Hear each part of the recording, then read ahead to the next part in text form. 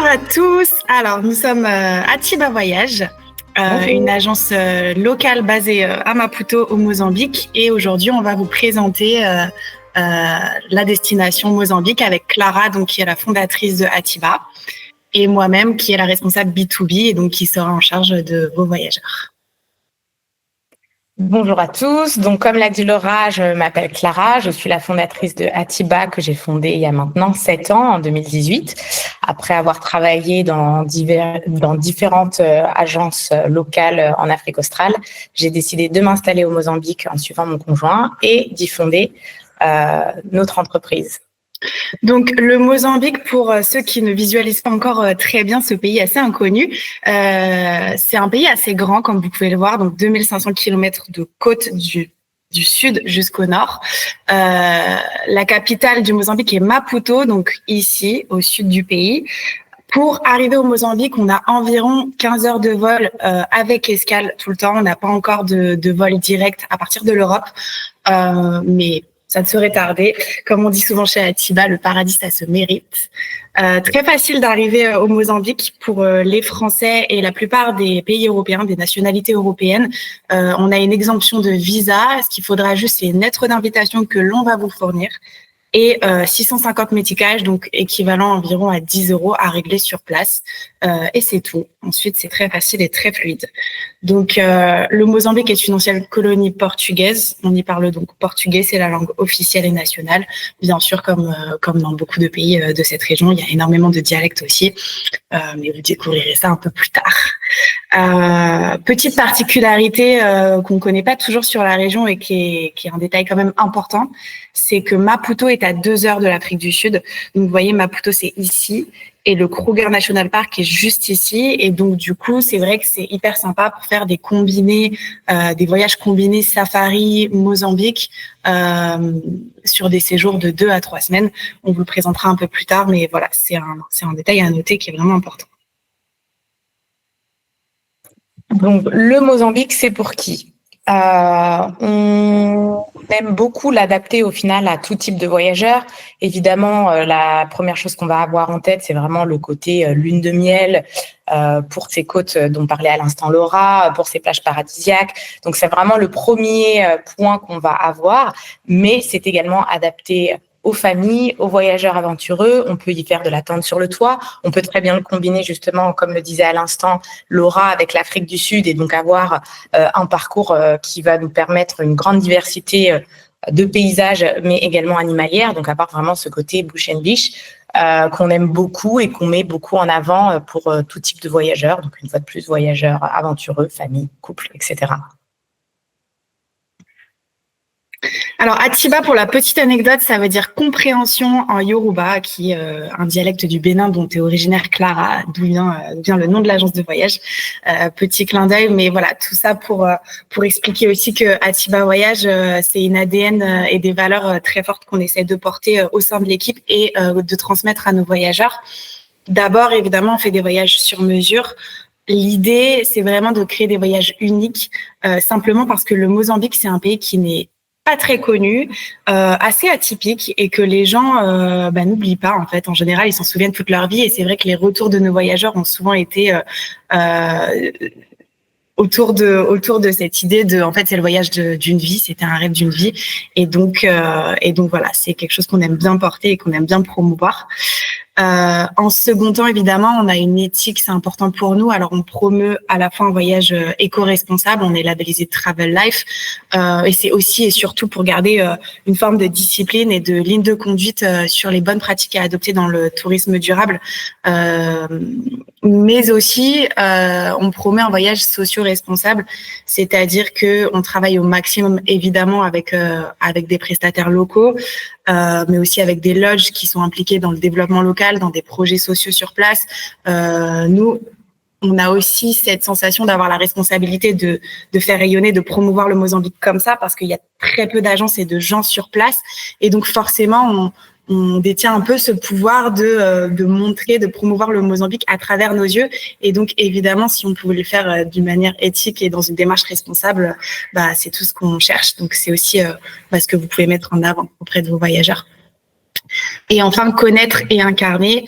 Donc chez Atiba, évidemment, on considère qu'on peut pas promouvoir ou vendre une destination qu'on ne connaît pas. Donc c'est très important pour nous de connaître nos prestataires, d'avoir des relations privilégiées avec eux, mais aussi d'être toujours sur le terrain pour savoir ce qu'il y a de nouveau, ce qui change. Le tourisme, c'est en évolution et surtout dans un pays en développement comme ça.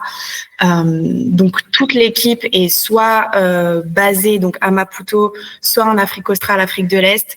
Pour certaines, on voyageait beaucoup aussi dans cette région-là. On partage, moi par exemple, je vis 6 mois de l'année à Zanzibar et 6 mois au Mozambique, et Clara vit sur place à Maputo tout le temps.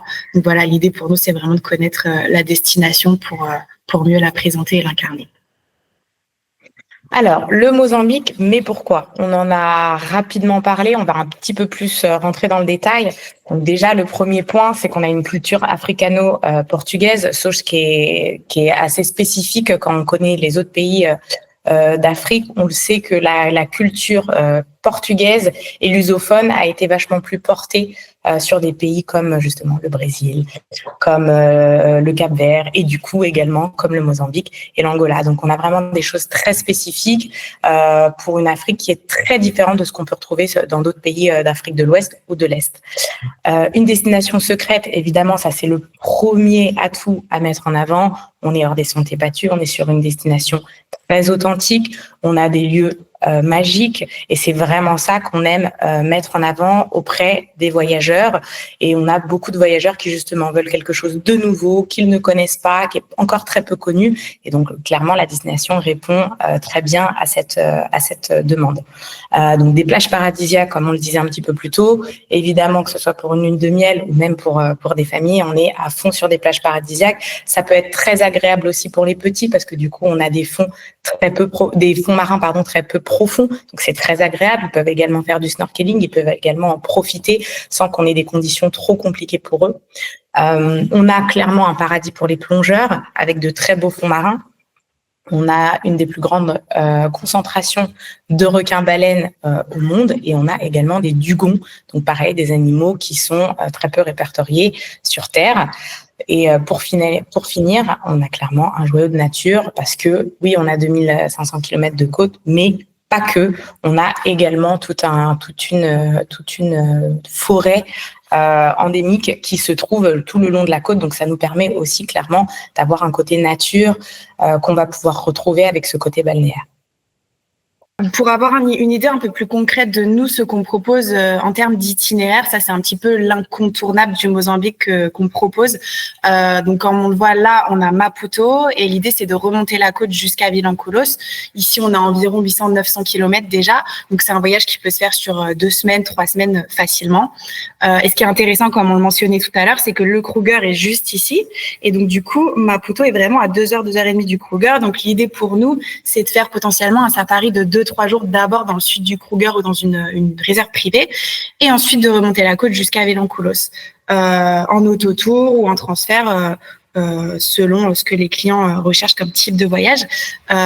Et donc nous, voilà, l'idée pour nous, c'est vraiment de faire des extensions Afrique du Sud. Ce qu'il y a de plus classique aujourd'hui dans cette région-là, c'est de faire un voyage en Afrique du Sud et une extension Mozambique. Nous, on cherche vraiment à renverser un petit peu cette question-là et à faire rayonner le Mozambique et à faire plutôt de l'extension Afrique du Sud avec une petite partie safari, et ensuite vraiment d'aller explorer le Mozambique en profondeur parce qu'il y a vraiment assez de choses à voir pour vraiment faire un voyage diversifié, complet, riche et surtout unique et atypique, parce que c'est vrai que c'est pas ce dont les gens ont l'habitude. Donc, un petit peu plus en détail, un itinéraire comme celui-ci, on va d'abord passer une journée à Maputo. On va remonter ensuite un peu par la côte à Chidengele, passer par Zavora, remonter jusqu'à Tofo, qui est un peu plus connu, aller jusqu'à Vilanculos, qui est vraiment donc la partie, je dirais, la plus connue, n'est-ce pas Clara, du Mozambique, je dirais, le plus incontournable. Et d'ailleurs, c'est très facile d'y accéder à partir de l'Afrique du Sud, notamment en avion. Là, on y reste un peu plus longtemps, 3 jours, et ensuite potentiellement Bazaruto pour les gens qui ont vraiment envie de se perdre dans la nature, dans des endroits paradisiaques, pour les lunes de miel évidemment. Et voilà, et un retour au bout de 15 jours. Mais évidemment, on peut faire un itinéraire plus long avec plus de choses et une partie Afrique du Sud dans l'idéal. Maputo, première étape. Donc l'idée, c'est de vous présenter rapidement cet itinéraire qu'on va appeler en effet incontournable, qui est le plus classique, le plus facile à organiser et qui s'adapte vraiment très bien à tout type de voyageurs, une fois de plus.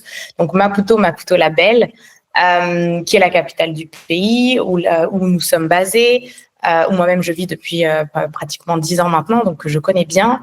On a une ville qui peut être vraiment mise en avant sur son aspect architectural.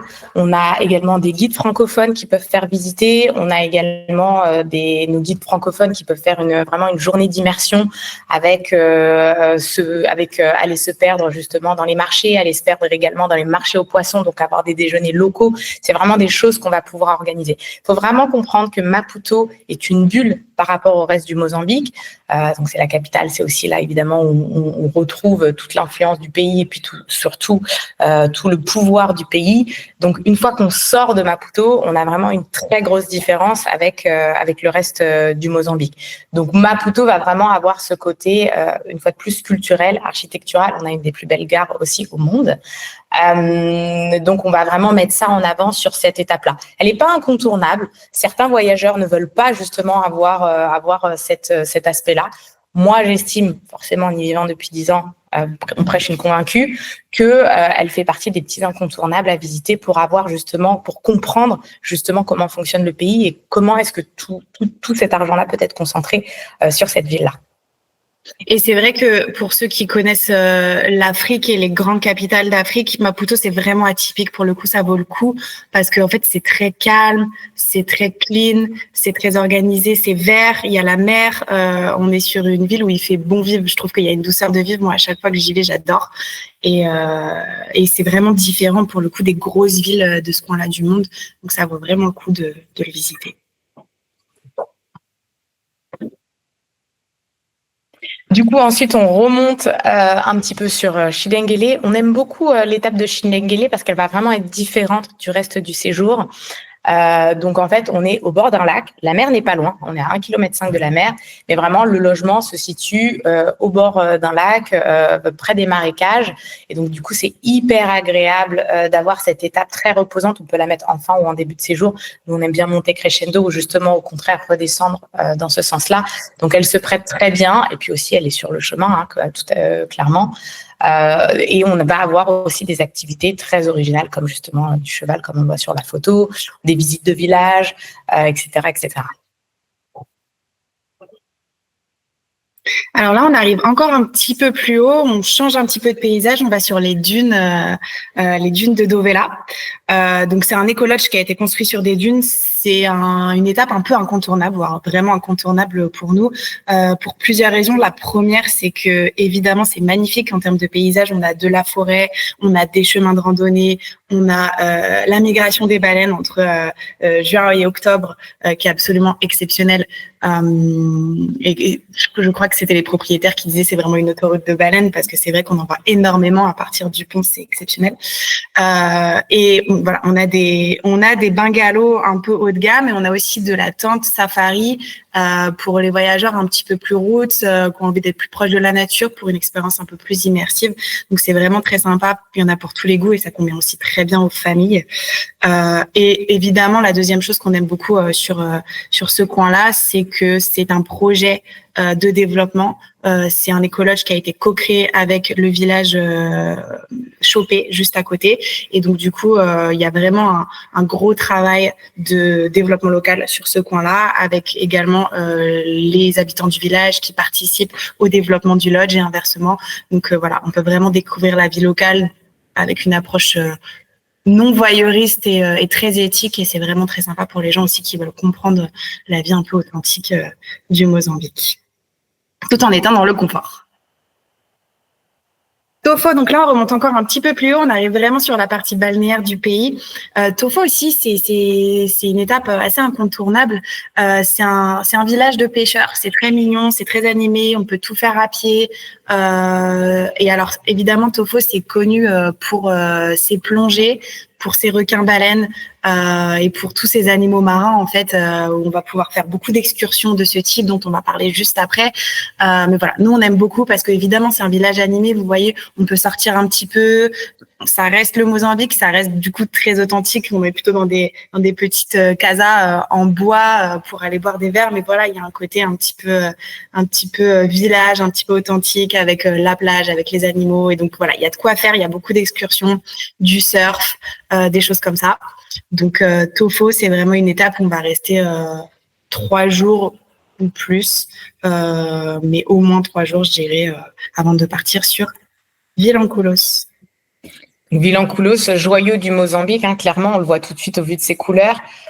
Pour ceux qui connaissent Zanzibar, il faut comprendre que l'océan Indien, il continue tout le long. Donc, on a vraiment cet esprit-là. Sauf que voilà, on a toujours le côté, nous, qu'on met en avant, c'est que Vilanculos, c'est Zanzibar, mais il y a 20 ans.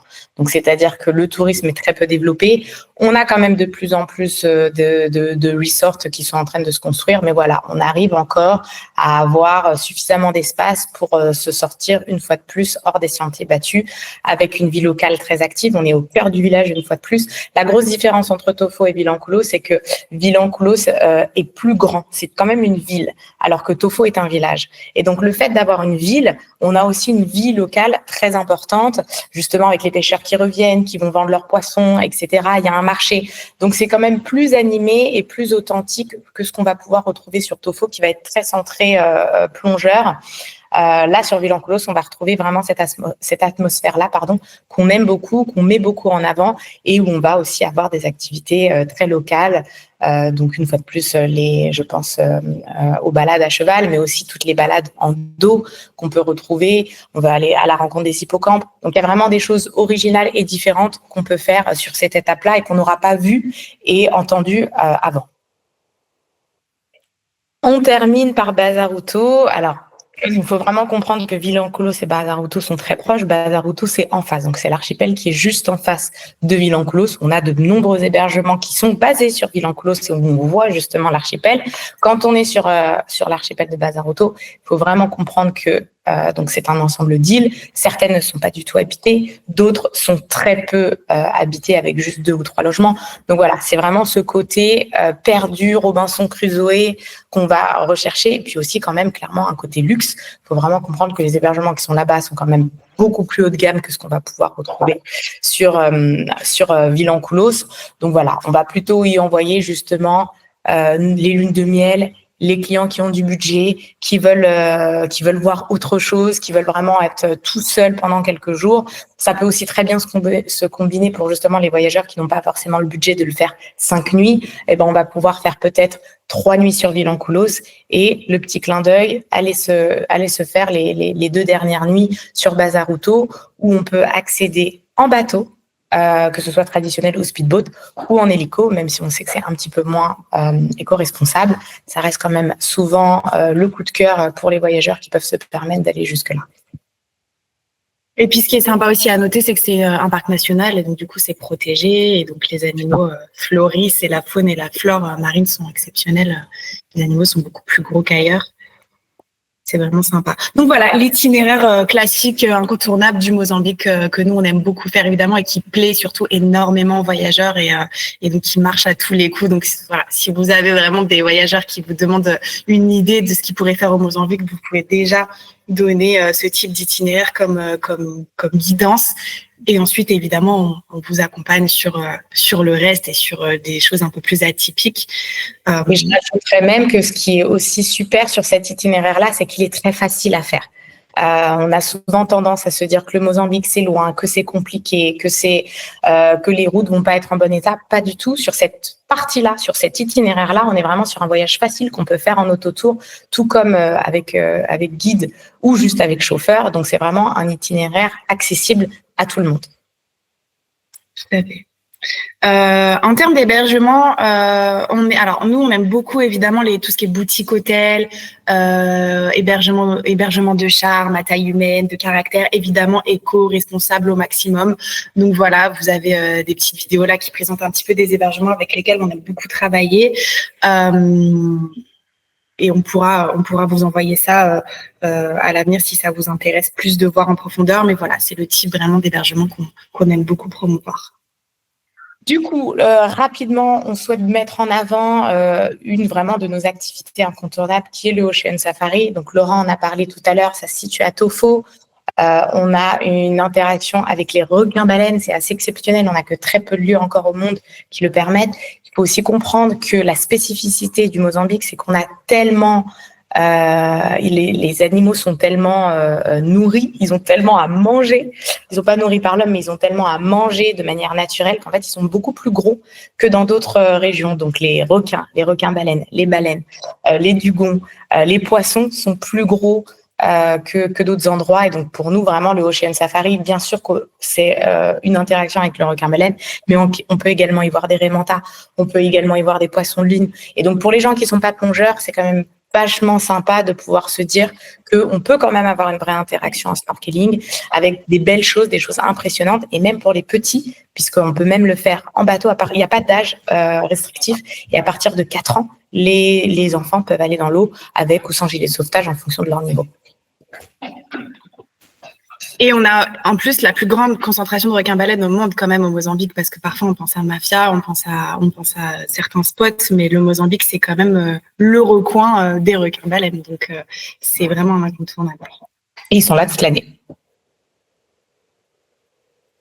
Du coup, on voulait également rapidement présenter Ilha de Mozambique. Donc, Ilha de Mozambique, là, on sort vraiment de l'itinéraire qu'on vous a présenté précédemment. On est plus dans le nord du pays. Donc, pour faire simple, le Mozambique se divise en 2 parties, le nord, le sud. Le sud, on vous l'a présenté rapidement sur son aspect touristique. Bien sûr, il y a plein d'autres choses à découvrir au Mozambique, mais là, on se concentre vraiment sur l'aspect touristique. Et ensuite, au niveau du nord, on va se concentrer sur Ilha de Mozambique et le lac Nyassa, lac Malawi, mais qui est quand même beaucoup plus complexe à organiser. Donc, généralement, pour un premier voyage, on va vraiment se concentrer sur le sud, mais on peut très bien faire un petit combiné avec Ilha de Mozambique.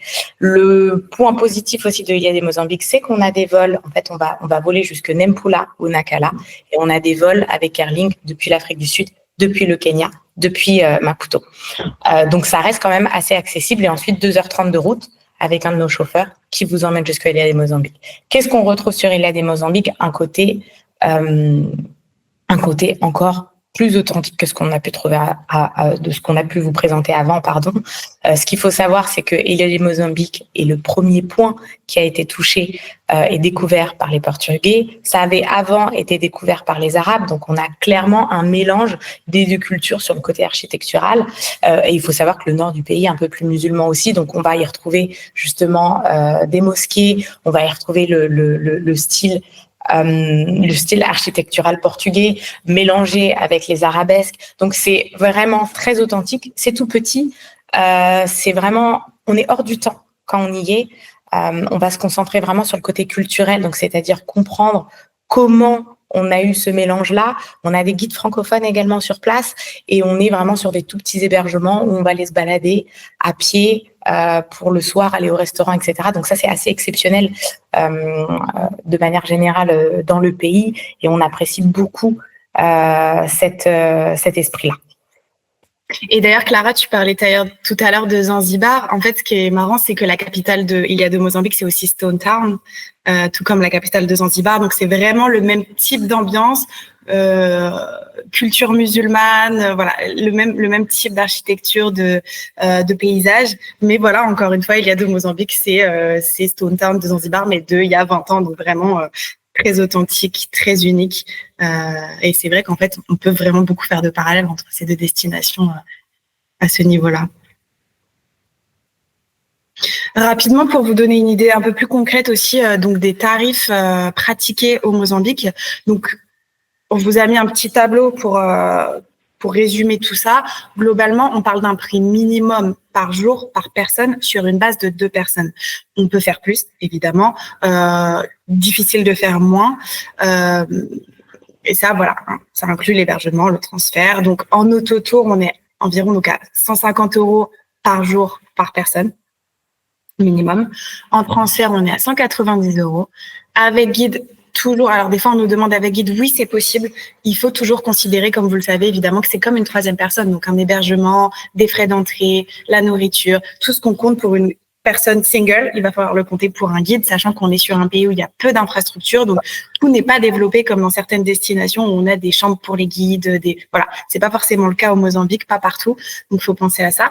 On a aussi l'itinéraire Teinture le Toit qui a été créé par Clara et une autre collègue de chez Atiba. Ici, on sera sur 150 € minimum par jour par personne, et ça peut aussi très bien se combiner avec l'Afrique du Sud sur un itinéraire un peu plus long où on alterne aussi des nuitées en Teinture le Toit et des nuitées dans des hébergements. Donc c'est vraiment très sympa et très atypique. Donc voilà, ça c'était nous. Donc ça c'est l'équipe en version Ghibli pour le petit clin d'œil. Donc voilà, on est une équipe métissée. On vient d'un peu partout. On est aussi de grandes voyageuses pour certaines qui voyagent en permanence, qui ne s'arrêtent pas de voyager sur cette partie-là du monde, entre Maputo, Afrique du Sud, France, Zanzibar.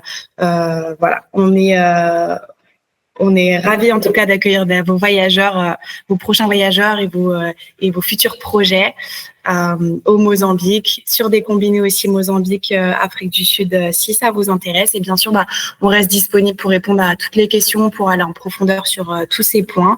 Et on espère qu'on vous a un petit peu convaincu de venir visiter la destination et de découvrir ce pays qui est absolument exceptionnel. Merci pour votre écoute et on espère vous parler très bientôt.